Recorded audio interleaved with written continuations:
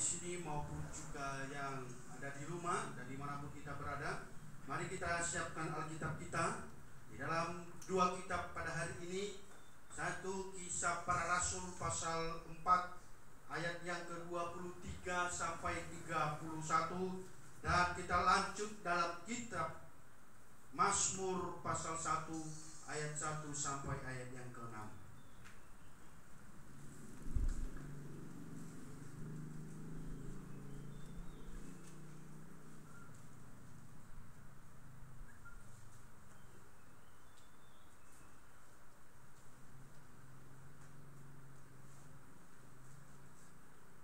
Ya, baik Bapak Ibu, kita memulai dulu dalam kitab Kisah Para Rasul pasal 4 ayat 23 sampai dengan ayat 31. Kita akan membaca secara berganti-gantian, baik yang ada di rumah maupun yang ada di tempat ini. Saya memulai ayat 23 dan Bapak Ibu sekalian ayat yang ke-24 hingga ayat 31 kita bersama-sama. Saya baca judul perikopnya, Doa Jemaat. Ayat 23. Sesudah dilepaskan, pergilah Petrus dan Yohanes kepada teman-teman mereka, lalu mereka menceritakan segala sesuatu yang dikatakan imam-imam kepala dan tua-tua kepada mereka. Bapak Ibu sekalian,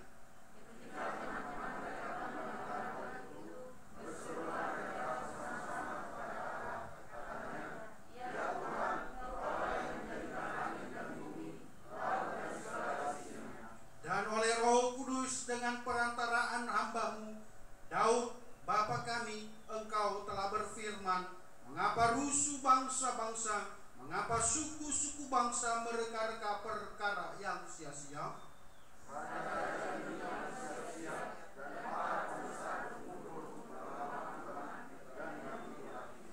Sebab sesungguhnya telah berkumpul di dalam kota ini Herodes dan Pontius Pilatus beserta bangsa-bangsa dan suku-suku bangsa Israel melawan Yesus hamba-Mu yang kudus yang Engkau urapi.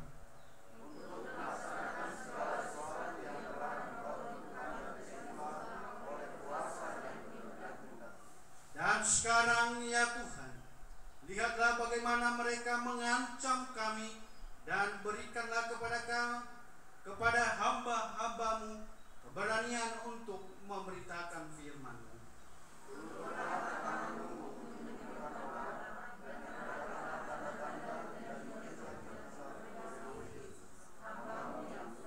Bersama 31.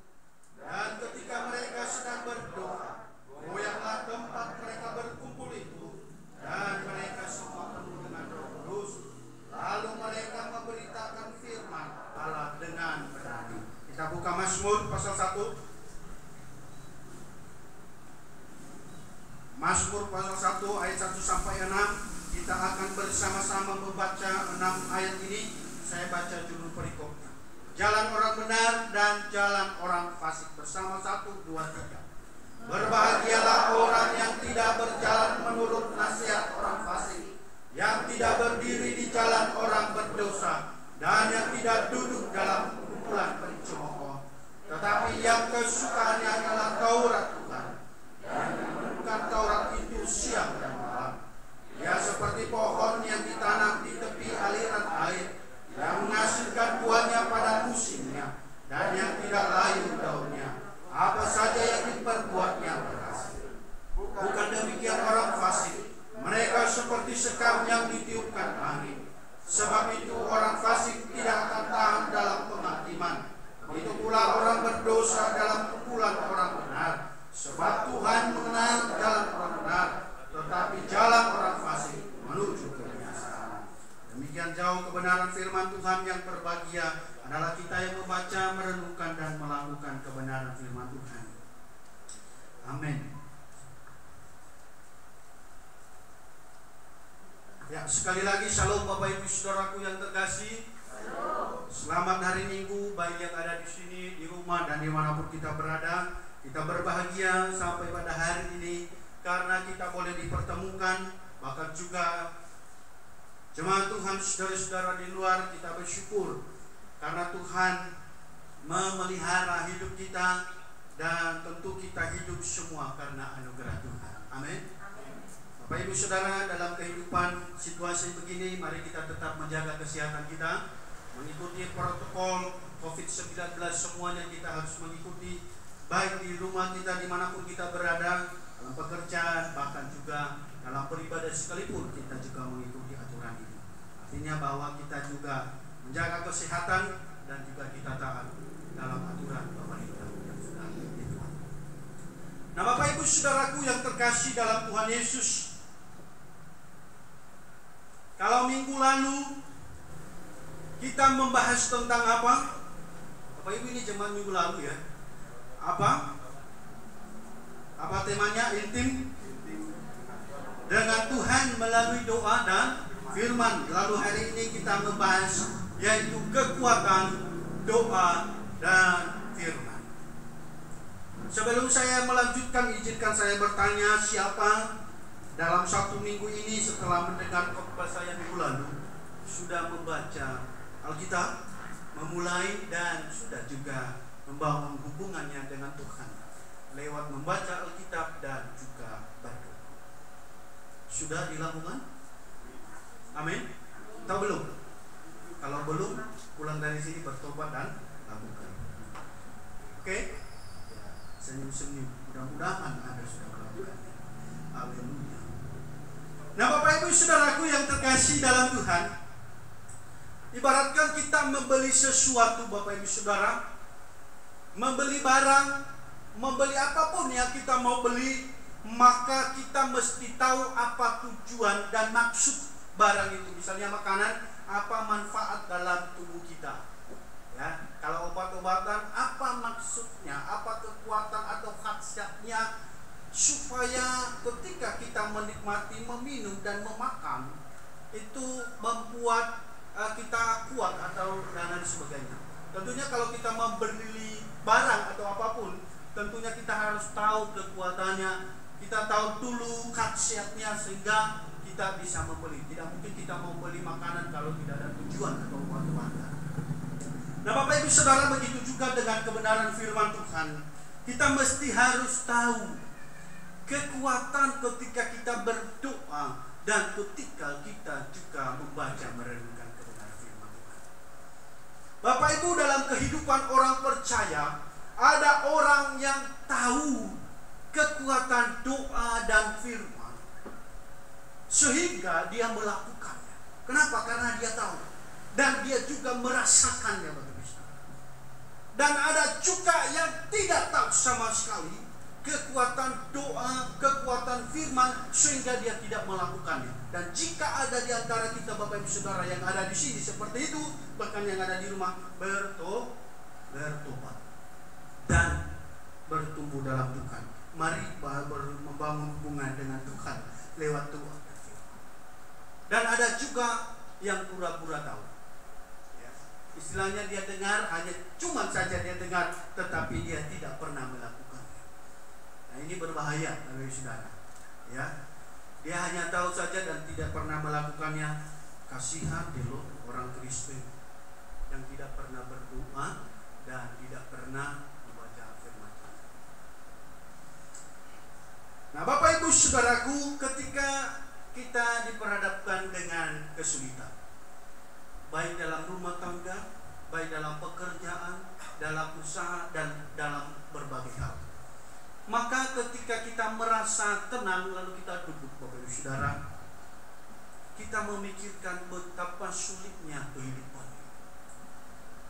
Kita tenang, lalu kita memikirkan, dan seakan-akan kita tidak kuat, tidak mampu menjalani hidup. Dan itu dialami oleh hampir semua orang. Ketika dia duduk lalu dia memikirkan apa yang terjadi, maka dia bertanya, apakah saya mampu? Apakah saya kuat menjalani hidup ini ke depan? Sekarang saja sudah susah, apalagi ke depan. Bapak Ibu Saudara, ketika kita makin panjang umurnya, maka makin banyak akan diperhadapkan kita kesulitan, akan makin banyak kita melewati tantangan. Bapak Ibu yang orang tua paham ya, kecuali kalau umur masih muda sedikit tantangan. Tetapi semakin lama kita di dunia, maka semakin banyak kita akan mengalami masalah. Betul ya? Amang Hamli yang sudah orang tua kita ingat, banyak dia akan melewati tahap demi tahap. Dan itu pertanyaannya adalah ketika kita merenungkan, apakah saya kuat menghadapi? Apakah saya mampu?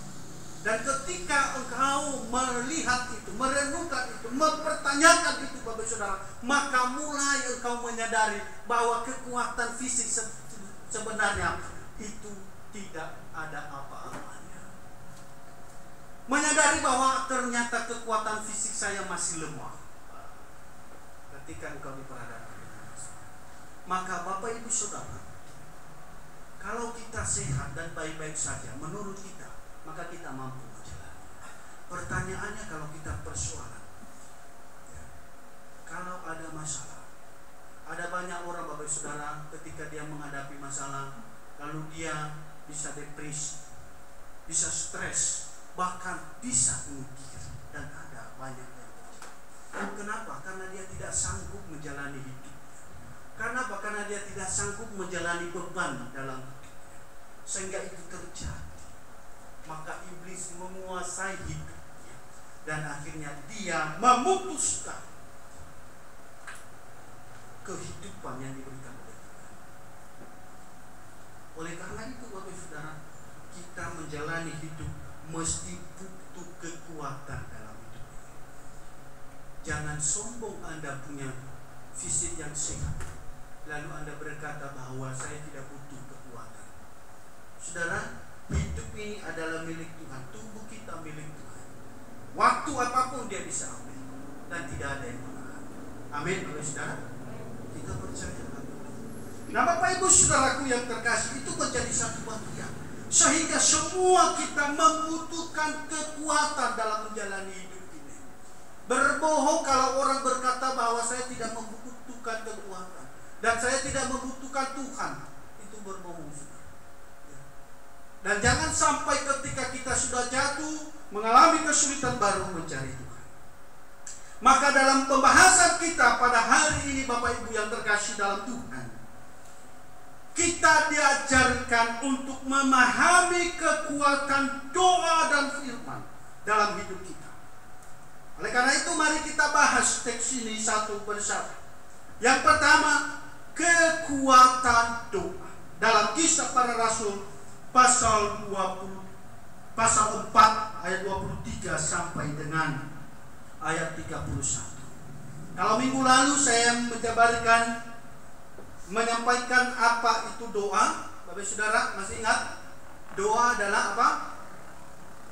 Komunikasi kita kepada Tuhan atau napas hidup orang percaya, dan doa adalah kebutuhan kita, bukan kebutuhan Tuhan. Oke ya? Itu harus dipahami Bapak Ibu Saudara yang terkasih. Nah, dalam teks ini kita melihat bagaimana para murid Yesus dan orang Kristen atau jemaat mula-mula pada waktu itu Bapak Ibu Saudara, ketika mereka menghadapi kesulitan. Kesulitan yang dihadapi Bapak Ibu Saudara bukan hanya berbicara tentang ekonomi mereka, tetapi juga berbicara bagaimana mereka melayani Tuhan, beribadah, bersekutu dengan Tuhan, itu dipersulit Bapak Ibu Saudara. Dan juga di dalam memberitakan firman Tuhan atau memberitakan Injil, itu dipersulit oleh para pemimpin-pemimpin agama, para tua-tua, para ahli Taurat Yahudi. Jadi mereka sangat dipersulit. Dan terbukti di sini Bapak Ibu Saudara, Petrus dan Yohanes sebelumnya itu ditangkap oleh para tua-tua, oleh para pemimpin-pemimpin agama. Dan pada ayat 23 mereka dilepaskan. Ketika mereka dilepaskan Bapak Ibu Saudara, lalu mereka kembali kepada persekutuan mereka. Ini berbicara gereja mula-mula, jemaat mula-mula pada waktu. Mereka pulang lalu mereka bersekutu. Lalu mereka menceritakan semua yang dialaminya, bahkan ancaman dari para tua-tua, para pemimpin-pemimpin agama, para ahli Taurat, bahwa jangan lagi memberitakan firman Tuhan. Kalau Bapak Ibu Saudara melihat konteks sebelumnya, dan jangan memberitakan Injil. Jadi mereka dibatasi Bapak Ibu Saudara. maka secara manusia, secara logika, maka ini menjadi satu bagian yang sangat sulit. Mereka harusnya takut ya secara manusia. Kenapa? Karena orang-orang besar mereka akan diperhadapkan di sana. Pemimpin agama, bukan main-main. Ya. Orang-orang hebat lawan mereka, mengancam mereka supaya jangan lagi memberitakan Injil, supaya jangan lagi memberitakan firman Tuhan. Bapak Ibu bisa melihat konteks sebelumnya. Dan disampaikan kepada rekan-rekan. Terkadang kalau kita menghadapi kesulitan, biasanya kita kadang bingung, lalu berpikir, bahkan terjadi hal-hal yang tidak baik. Bahkan kalau ibu-ibu rumah tangga merepet banyak, ya barang-barang pun kadang-kadang apa? Ya kan? Tidak jelas. Dan akhirnya rumah tidak dirawat kalau ada masalah. Ada yang bersaksi? Oke? Rumahnya berantakan. Kenapa? Karena lagi bermasalah, ketahuan betul. Ya? Kalau ada yang begitu berto, amin. Ya. Bapak Ibu Saudara, saya senyum sebagian. Mudah-mudahan setelah pulang ini dia berubah. Nah, Bapak Ibu Saudaraku yang terkasih di dalam Tuhan, ketika mereka menghadapi persoalan, mendengar kesaksian Petrus dan Yohanes, maka semua mereka langsung berdoa. Ternyata saudaraku yang terkasih bukan melakukan yang lain, tetapi justru mereka bersekutu mencari Tuhan. Kenapa? Menyadari bahwa mereka tidak mampu secara manusia, secara fisik, secara logika manusia tidak mampu untuk melayani Tuhan, untuk hidup, karena ada orang-orang yang tidak mengasihi Tuhan. Kita melihat ayat 25 dan 26, 27. Ada bangsa-bangsa yang melawan Tuhan, tidak mau mendengar. Dan ini menjadi tantangan besar. Lalu mereka berdoa, lalu bersekutu kepada Tuhan, meminta tuntunan, meminta kekuatan kepada Tuhan. Lalu pertanyaannya, apa kekuatan doa? Kekuatan doa Bapak Ibu Saudara, dalam ayat 29 sampai 31 diperhatikan di sana. Doa dapat mengubah yang mustahil menjadi tidak mustahil. Amin Bapak Ibu Saudara. Tahu lagu doa mengubah segala sesuatu? Ada yang bisa nyanyikan? Doa mengubah segala sesuatu. Oke? Maaf ya, suara saya tidak bagus. Saya kan bukan artis penyanyi yang kalian. Nah, Bapak Ibu Saudaraku yang terkasih, doa dapat mengubah yang mustahil menjadi tidak mustahil. Kenapa? Karena ketika kita berdoa, bukan kita Bapak Ibu Saudara yang bekerja. Secara logikamu, secara logikaku, secara kekuatanku tidak mampu untuk melakukan itu. Mustahil bagi kita. Tetapi kalau Tuhan yang bekerja, Dia mengubah yang mustahil menjadi tidak mustahil. Amin. Itu saudara. Oleh karena itu, jika engkau mau mengalami mujizat Tuhan, maka datang kepada Tuhan. Jika engkau mau mengalami bagaimana kuasa Tuhan, maka cari Dia di dalam doa. Amin. Tetapi saudaraku yang terkasih,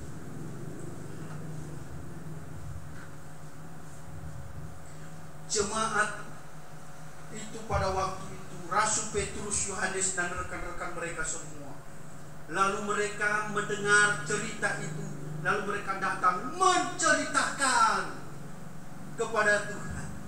Tetapi yang pertama dulu ketika berdoa Bapak Ibu Saudara harus memuji Tuhan. Lihat ayat 24 di sana. Lebih dulu memuji Tuhan, memuliakan, menganggukkan nama Tuhan, baru menyampaikan persoalan yang mereka alami. Kebanyakan orang juga kalau berdoa persoalannya aja yang diceritakan sama Tuhan, pergumulannya saja yang diceritakan sama Tuhan, tidak perlu memuji Tuhan. Maka Bapak Ibu Saudara, maka baca di dalam Matius pasal 5 atau pasal 6, doa pasal 5. Bagaimana doa Bapa kami? Doa Bapa kami adalah doa yang paling tepat, karena itu ajaran Tuhan Yesus. Nah, Bapak Ibu Saudaraku yang terkasih dalam Tuhan, ketika mereka berdoa dengan sungguh-sungguh, apa yang terjadi? Tempat itu goyang. ayat 31. Saya baca bagi kita ayat 31. Dan ketika mereka sedang berdoa, goyanglah tempat mereka berkumpul itu, dan mereka semua penuh dengan Roh Kudus. Lalu mereka memberitakan firman Allah dengan berat. Bukti bahwa ketika mereka sungguh-sungguh Bapak Saudara, maka Allah hadir lewat Roh Kudus. Roh Kudus hadir di tengah-tengah mereka, menguatkan mereka, sehingga yang mustahil tadi tidak mereka lakukan, tidak bisa mereka lakukan, mereka justru diberikan keberanian untuk memberitakan firman Tuhan. Amin. Nah, Bapak Ibu Saudaraku yang terkasih di dalam Tuhan, apa yang terjadi? Mujizat terjadi. Dari tidak berani memberitakan firman Tuhan, memberitakan Injil, menjadi berani. Doa itu Bapak Ibu Saudara sangat besar kuasa. Yakobus 5 ayat 16 apa? Doa orang benar bila dengan yakin apa?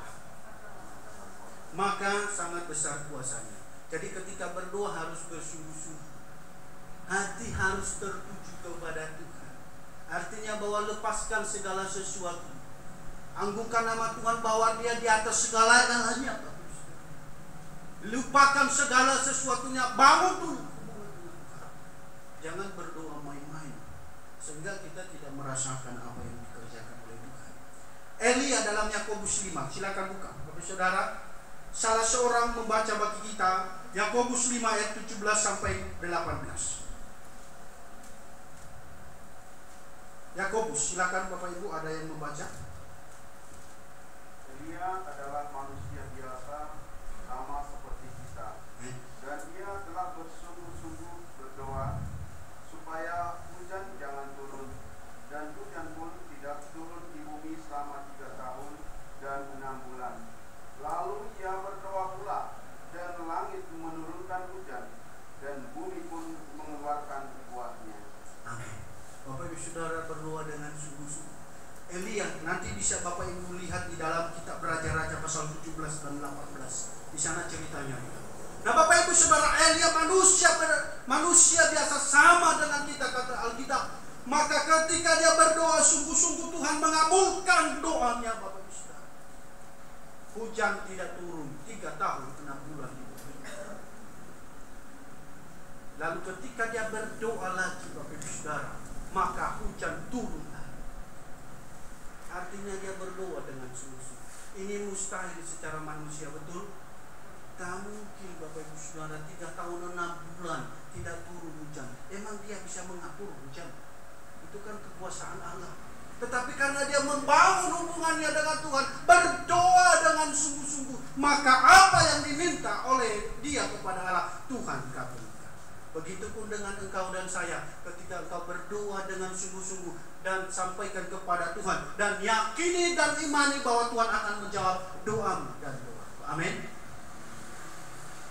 Mereka bersungguh-sungguh di dalam doa. Tetapi ketika kita berdoa, Bapak Saudara, jangan heran ya, karena iblis mengganggu kita. Iblis tidak senang ketika orang berdoa. Makanya kalau kita berdoa, di sini berdoa, lalu di sana ada yang menguap. Ya kan? Di sini berdoa, lalu di sana cerita.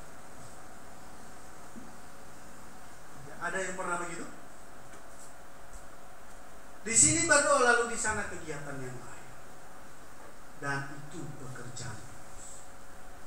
Dia mau supaya kita tidak mendengar doa yang salah. Lalu dia membuat hati kita bergerak yang lain. Di sini berdoa, lalu di sana lain. Tapi tidak ada di sini. Di sana ada. Tidak ada di Ko Immanuel. Ko Immanuel orang-orang yang berdoa. Amin. Mari tepuk tangan untuk Tuhan. Ya kan? Tidak ada di sana. Dan mudah-mudahan yang di sana tidak pindah di sini. Amin. Haleluya. Ya kan? Dan iblis bekerja. Jangan heran ketika kita mau berdoa, ada aja yang membuat kita ngantuk. Karena iblis tidak mau engkau bersekutu dengan Tuhan. Iblis tidak mau.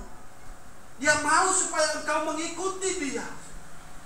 Dia mau supaya kita mengikuti dia. Maka pekerjaan iblis, Bapak Ibu Saudara, itu bekerja secara sistematis. Dia bekerja dengan luar biasa, tahap demi tahap, dan berbagai cara terbukti. Iblis menjatuhkan manusia. Dalam Kejadian pasal 3, Hawa, manusia pertama, kalah karena iblis. Tetapi manusia baru, yaitu Yesus Kristus, menang lawan iblis. Tetapi bukan main, dia juga mencoba 40 hari, 40 malam. Itu Tuhan, apalagi engkau, apalagi saya manusia. Tuhan Yesus saja dicobai oleh iblis. Dia mau menjatuhkan, Bapak Ibu Saudara. Apalagi engkau dan saya, manusia biasa, tidak punya kuasa apa-apa. Maka hati-hati. Dan ketika kita tidak membangun hubungan dengan Tuhan dalam Tuhan, maka pasti kita akan jatuh. Ingat itu. Lalu yang kedua, saya melihat dan mulai ada yang berkata, jangan singgung-singgung kami. Dan mudah-mudahan, dan jangan doakan saya ya, saudara, supaya Pak Marius jangan lagi begitu. Oke.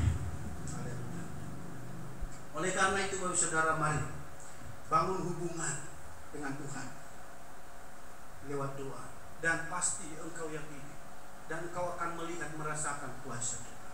Tapi ingat, harus sungguh-sungguh dan harus juga betul-betul hati beriman tinggalkan. Seperti dalam amanat hidup baru, itu doa. Kenapa kita harus masuk? Bukan dalam arti kita harus di dalam kamar berdoa, bukan. Tetapi tujuannya sebenarnya yang disampaikan lewat amanat hidup baru kita, masuk ke dalam kamar. Maksudnya adalah kita meninggalkan segala sesuatu. Kalau di dalam kamar maka sunyi berdosa. Tidak ada yang mengganggu, tidak ada bunyi dunia. Kenapa? Karena kita mau bersekutu dengan Tuhan, Sang segala sesuatu, Sang Pencipta di atas segala sesuatu. Artinya meninggalkan semua. Begitu. Bapak Ibu Saudaraku yang terkasih, itu menjadi bagian dalam kehidupan kita. Yang kedua, poin yang kedua, kekuatan firman Tuhan. Mazmur 1 ayat 1 sampai 2. Bapak Ibu Saudaraku yang terkasih, banyak orang belum mengetahui betapa dahsyatnya kekuatan firman Tuhan dan betapa pentingnya firman Tuhan dalam diri kita, sehingga banyak orang menganggap bahwa membaca, merenungkan, mendengarkan firman Tuhan itu tidak ada artinya dan hanya masuk dan keluar, masuk telinga kiri dan keluar telinga kanan. Mari baca Ibrani pasal 4 ayat 12. Salah seorang membaca bagi kita, saya minta dari kaum wanita. Ibrani pasal 4 ayat 12. Ibu-ibu atau pemudi silakan, persilakan. Ibrani 4 ayat 12. Ya. Sebab firman Allah hidup dan kuat dan lebih tajam daripada pedang bermata dua manapun. Ya. Ia menusuk amat dalam sampai memisahkan jiwa dan roh sendiri, sendi-sendi dan sumsum, hingga sanggup membedakan pertimbangan dan pikiran hati kita. Nah, ini sudah ingat. Kekuatan firman. Firman mampu menusuk jiwa kita, mampu menusuk roh kita, dan mampu mengetahui isi hati kita dan pikiran kita. Sehingga ketika kita membaca, merenungkan firman Tuhan, dia menegur kalau ada dosa di dalam diri, kalau ada kesalahan, kalau ada iri hati di dalam hatimu, dia akan menegur engkau. Bagaimana ditegur sementara kita tidak pernah membaca? Bagaimana kita mau diarahkan sementara kita tidak pernah melihat? Jangan sampai hari Minggu baru diambil kita bawa ke gereja. Lalu saudara begitu. Bahkan kadang-kadang saya waktu di Jakarta, bagi saudara, saya mulai di Jakarta hebat-hebat, bawa mobil bagi saudara, waktu itu harus lengkap semuanya bagi saudara. Lalu dia buka mobil baru ambil Alkitabnya lalu taruh di sini. Lalu begini masuk dalam gereja. Hebat sekali. Kitab suci orang Kristen apa? Alkitab. Maka ini harus dihargai, disayangi lebih dari segala sesuatu. Karena kita tidak bisa bertemu dengan Tuhan. Pandang di atas tidak ada. Kalau engkau bertemu, baca di sini ada aturan hidup. Patokan hidup ada dalam Alkitab. Maka Bapak Ibu Saudara, kalau engkau mau diarahkan oleh Tuhan, maka baca firman Tuhan. Karena firman Tuhan mampu melihat isi hatimu, mampu melihat isi pikiran kita, sehingga ketika ada kesalahan dalam pikiran kita, diarahkan supaya lurus kehidupan kita. Amin. Itu. Dan jangan main-main. Lalu dalam Mazmur ayat pasal 1 ayat 2 dan ayat 1 sampai 2.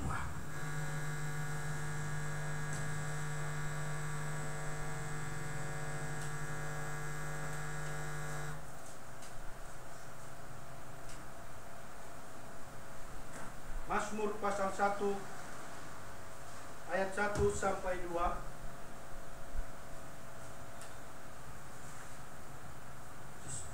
Ya. Ia mampu memberi kebahagiaan.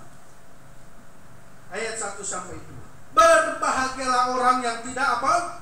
Berjalan menurut nasihat orang fasik. Yang tidak berdiri di jalan orang apa? Berdosa. Dan yang tidak duduk dalam kumpulan pencemooh. Ayat yang kedua. Tetapi yang kesukaannya apa? Ialah Taurat Tuhan, dan yang merenungkan Taurat itu siang dan malam. Firman Tuhan mampu memberi kebahagiaan bagimu dan bagi saya. Amin. Maka baca dan renungkan firman Tuhan. Maka benar kata orang tua Bapak Ibu Saudara, kalau waktu saya berangkat kuliah di Jakarta, dia berkata bahwa jangan bergaul dengan orang yang tidak benar. Dan jangan bergaul kepada orang-orang yang suka mencuri. Kata orang tua saya, karena lama-lama kamu mencuri.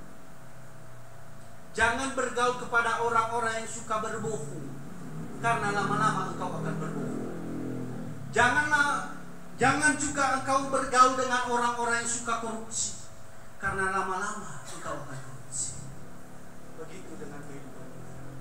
Kenapa? Karena yang dia lakukan pun dia terapkan terus dalam hidupnya. Dan lama-lama ketika kita bergaul dengan dia, kita pun ikut-ikutan. Betul ya? Kalau engkau bergaul dengan orang yang tidak benar, maka engkau akan lama-lama tidak benar hidupnya. Maka lebih bagus bergaul sama hamba Tuhan. Apalagi yang di depan ini kan, paling segelas kopi, ya kan? Ya kan? Paling segelas kopi. Itu bercanda. Artinya pergaulan kita juga bisa menjerumuskan kita masuk ke dalam jerumus dosa. Maka hati-hati. Firman Tuhan ayat 1 ini berkata, berbahagialah orang apa? Yang tidak berjalan menurut nasihat orang fasik. Karena nasihat itu akan menjerumuskan engkau masuk ke dalam neraka. Yang tidak berdiri di jalan orang berdosa, engkau tidak masuk di sana. Ketika engkau bersama berteman dengan dia, engkau akan masuk juga jatuh ke dalam dosa. Apalagi yang tidak duduk dalam kumpulan pencemooh, karena lama-lama engkau akan pencemooh dan Tuhan tidak berkenan. Bapak Ibu Saudaraku yang terkasih dalam Tuhan, kalau engkau mau berbahagia dalam hidup ini, menjalani, karena tadi ada kesulitan, saya sampaikan dari awal tadi bahwa ada tantangan hidup. Kalau engkau mau menjalani dengan bahagia, maka bangunlah hubunganmu dengan Tuhan, bacalah firman Tuhan, dan hati-hatilah di dalam pergaulan dalam. Iblis bisa memakai orang-orang lain, iblis bisa memakai tetangga kita, bisa memakai rekan kita, dan lain sebagainya untuk menjatuhkan kita. Dan akhirnya ketika kita masuk dalam dosa, terjerumus ke dalam dosa, tidak akan engkau temukan kebahagiaan. Yang ada adalah masalah. Bapak Ibu Saudaraku yang terkasih dalam Tuhan, ini menjadi bagian dalam kehidupan kita dan harus kita renungkan bersama. Ayat ini mengajarkan kita bahwa orang yang berbahagia, ayat yang kedua, ternyata adalah orang yang membaca, merenungkan kebenaran firman Tuhan. Baca, renungkan firman Tuhan. Kenapa berbahagia? Karena firman Tuhan menuntun kita. Saya bilang tadi, menuntun, mengarahkan kita supaya kita juga hati-hati, teliti dalam menjalani hidup. Dalam bekerja juga kita teliti, baik, dan juga diarahkan Tuhan, supaya juga Tuhan dimuliakan dan engkau akan juga hidup dalam kebenaran. Amin. Itu manusia. Lalu ayat bagian yang ketiga, kuasa atau kekuatan firman. Ayat yang ketiga, salah seorang membaca bagi kita, khususnya pemuda-pemudi, mohon untuk dibaca ayat yang ketiga. Mazmur 1 ayat yang ketiga. Ada? Silakan siapa? Seperti pohon yang ditanam di tepi aliran air, yang menghasilkan buahnya pada musimnya dan yang tidak layu daunnya. Apa saja yang diperbuatnya berhasil. Nah ini kuasa firman Tuhan. Hidupnya dipelihara oleh Tuhan dan apa yang diperbuatnya berhasil. Amin. Bapak Ibu Saudara, pemazmur menggambarkan bagi kita orang yang hidup dalam firman Tuhan bagaikan pohon yang ditanam di tepi aliran air, yang menghasilkan buahnya pada musimnya dan daunnya tidak layu, dan buahnya yang keluar pun berhasil. Kenapa? Karena pohon di tepi aliran air itu tidak ada air yang menyiraminya, sehingga dia tidak pernah layu. Begitu juga manusia ibaratkan pohon, air ibaratkan firman. Jadi ketika kita hidup dalam firman, maka kita tidak akan takut lagi dalam hidup. Engkau disirami, Bapak Ibu Saudara.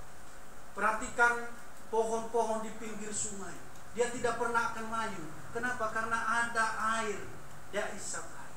Begitupun dengan engkau, ketika engkau hidup dalam firman Tuhan, membaca firman Tuhan, dia akan meneguhkan engkau sehingga persoalan-persoalan apapun Tuhan akan bekerja dalam hidupmu dan engkau akan tetap eksis dalam hidup ini, apapun tantangan dan masalah hidup kita. Amin. Bapak Ibu Saudaraku yang terkasih,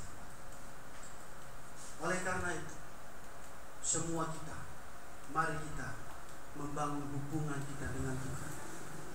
Lewat doa, alami kuasa Tuhan, dan alami kekuatan Tuhan, dan alami juga kekuatan firman. Dengan cara membangun hubungan dengan Tuhan, membaca, merenungkan firman Tuhan, dan bersekutu dengan Tuhan lewat doa. Mulai dari tempat ini, setelah ini Bapak Ibu Saudara, mari kita pulang dalam kehidupan kita. Ketika kita tidak melakukannya, yang sudah saya sampaikan, mengingatkan kita hari ini, pulang dan engkau lakukan itu, dan engkau akan alami. Dan yakini dengan iman bahwa Tuhan akan bekerja dalam hidup saya dan dalam hidup kita sekalian. Amin. Mari kita bangkit.